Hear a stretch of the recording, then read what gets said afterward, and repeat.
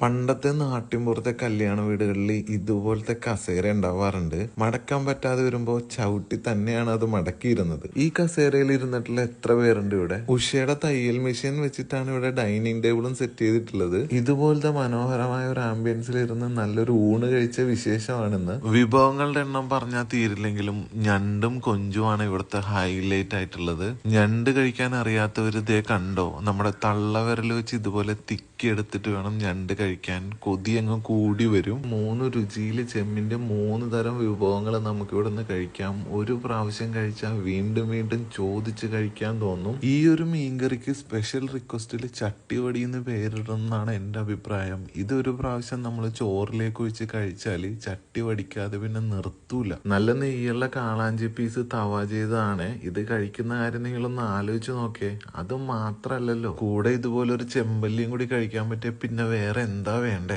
ഇതിനൊന്നും കണ്ണ് കിട്ടാതിരിക്കാൻ നല്ലപോലെ വരട്ടിയെടുത്ത് സവാള വറുത്തിട്ട ബീഫ് ഫ്രൈയും. പറയാതെ വയ്യ, ഇത്രയും സീ ഫുഡ് ഐറ്റംസിനോട് ഇവൻ ഒറ്റക്ക് പിടിച്ചു നിൽക്കുന്നുണ്ട്. ഉച്ച സമയത്ത് ഇത്രയും സ്പെഷ്യലുകളും പലതരം സൈഡ് കറികളും ചെമ്മീൻ ചാറും പുളിശ്ശേരിയൊക്കെ ഒഴിച്ച് നല്ല കൊതി പിടിപ്പിക്കുന്ന ഒരു ഊണ് കഴിക്കാം. അത് മാത്രല്ല, വൈകുന്നേരവും ഇവിടെ എല്ലാ തരത്തിലുള്ള സീ ഫുഡ് സ്പെഷ്യലുകളും അവൈലബിൾ ആണ്. ഇതെല്ലാം കൂടി കണ്ടിട്ട് നിങ്ങൾക്ക് കൊതി പിടിക്കുന്നുണ്ടെങ്കിൽ നേരെ കുണ്ടന്നൂരുള്ള ഞണ്ട് കൊഞ്ചിലേക്ക് പോരെ. Location Google മാപ്പിലുണ്ടല്ലോ.